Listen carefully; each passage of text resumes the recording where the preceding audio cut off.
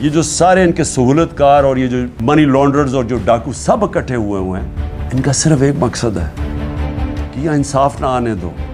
عمران خان کو میری کیا لڑائی ہے ان سے؟ لڑائی یہ ہے کہ یہ وہ چیز کہہ رہا ہے کہ اس ملک میں اگر انصاف آیا تو جو ہم یہاں عیاشیاں کرتے ہیں، پیسہ چوری کر کے باہر، بڑے بڑے گھر، قانون سے ہم اوپر، یہ اس سے ڈرے ہوئے ہیں۔ ہر آدمی جو انصاف سے ڈرتا ہے وہ ہر آدمی اس وقت ایک طرف کھڑا ہو گیا ہے۔ ان کو عمران خان نظر آ رہا ہے کہ کسی طرح اس کو تو فارغ کر۔ ان کا یہ خیال ہے کہ اگر عمران خان کو ہٹا دیا جائے تو نہ یہ کیمپین کر سکے، کچھ کرے گا، تو تحریک انصاف بھی آہستہ آہستہ ختم ہو جائے گی۔ اور یہ جو لوگ ہیں انہوں نے تو پھر سے قبول کر لینا جو بھی ہو۔